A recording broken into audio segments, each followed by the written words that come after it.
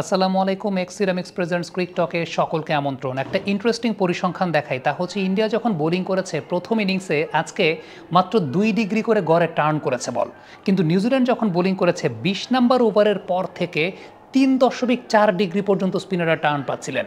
Definitely যখন 70 ওভারের পুরনো হয়ে গেছে পিচটা, তখন কিন্তু টার্ন পারচেজ করা শুরু করেছিলেন নিউজিল্যান্ডের স্পিনার, এবং সেই জায়গাটা খানিকটা ডিফিকাল্ট হয়ে গিয়েছিল ইন্ডিয়ার জন্য।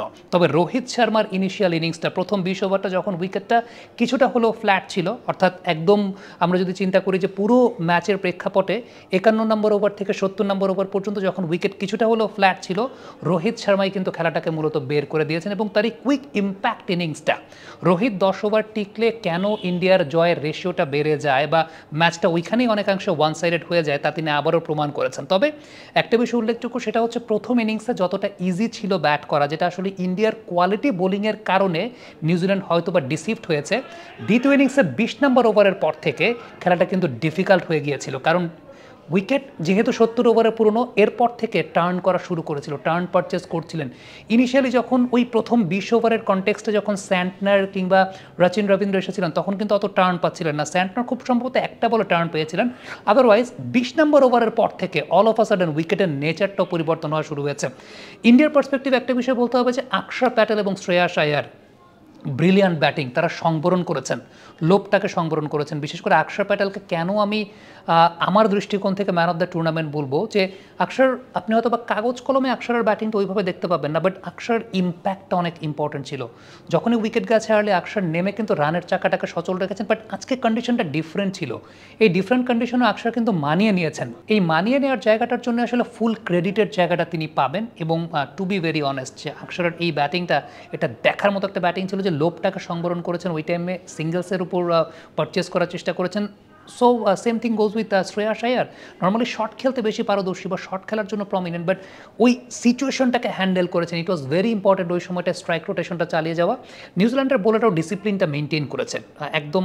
যখন থেকে তারা দেখছে যে টার্ন পারচেস করা শুরু করেছে, তখন থেকে কিন্তু লোভটা দেওয়া শুরু করেছিল ইন্ডিয়ান ব্যাটারদেরকে, যেই লোভটা সংবরণ করার কারণে হয়তোবা খুব বেশি ড্যামেজ হয় নাই। অন দ্য আদার হ্যান্ড, ইন্ডিয়ার বোলিং আমার কাছে মনে হয় যে আলটিমেটলি সব কিছু মিলিয়ে একটা অন্য লেভেলের বোলিং ছিল। কারণ ইনিশিয়ালি প্রথম ইনিংসটাতে ব্যাটিং করাটা অতটা ডিফিকাল্ট ছিল না, ব্যাটিং করাটা সহজে ছিল। বাট ইন্ডিয়ান স্পিনাররা উইকেট টু উইকেট মেনটেন করে বোলিং করে গেছেন, ফ্ল্যাটার ট্র্যাজেক্টরিতে, জোরের উপরে। ইভেন রবীন্দ্র জাদেজা যে বলটা ফ্লাইটেড করেছেন, সেটাও 92 কিলোমিটার প্রতি ঘন্টায় ছিল।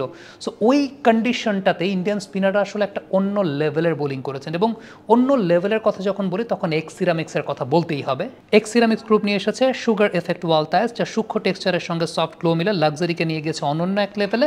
চিনির প্রাকৃতিক স্ফটিকের সৌন্দর্য অনুপ্রাণিত হয়ে তৈরি করা এই টায়ার্স যে কোনো স্পেসে নিয়ে আসে একটি এনহ্যান্সিং ডেপথ এবং সফিস্টিকেশন। যদি আপনি চান আপনার বসার ঘরের জন্য একটি নিবিড় শান্তির ভাইব, বাথরুমের জন্য একটি নজর কাড়া ডিজাইন, অথবা কিচেনে নিয়ে আসতে চান একটি চার্মিং এক্সেন্ট, নিশ্চিন্তে তাহলে নিতে পারেন এক্সিরামিক্স গ্রুপের নতুন এই সুগার এফেক্ট ওয়াল টাইলস, যা আপনার ইন্টেরিয়র্সকে এলিগেন্স আর স্টাইলে নিয়ে যায় নতুন এক উচ্চতায়।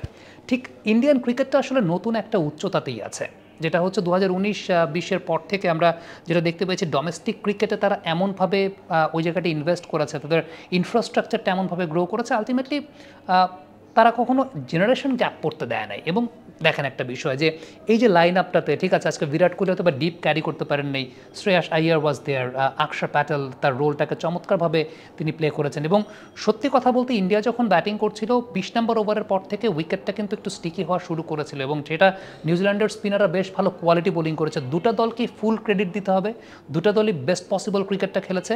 But on a given day India আসলে বেস্টের চাইতে বেস্ট ক্রিকেটটাই খেলেছে। বিশেষ করে আমি বলবো যে ইন্ডিয়ার বোলিংটা, কারণ নিউজিল্যান্ড যখন ব্যাটিং করছিল ওই সময়টায় আমি বলবো যে অন্তত নিউজিল্যান্ড 30টা রান কম করেছে ওই কন্ডিশনটাতে। সো এই যে 30টা রান কম করেছে, এটা কিন্তু ইন্ডিয়ার বোলারদের কৃতিত্বের জায়গা। এবং আলটিমেটলি খেলা যখন ডিফিকাল্ট হবে আফটার 20 ওভার্স বা একটা সময় পরে, যে সময়টা উইকেট ভাঙা শুরু করেছে, তার আগে রোহিত শর্মা যে ইনিংসটা খেলে গেছেন, পুরোপুরি ইন্ডিয়া এই জায়গাটাতেই এগিয়ে গেছে সত্যি কথা বলতে। কমেন্ট বক্সে আপনাদের মন্তব্য, মতামত জানতে চাই।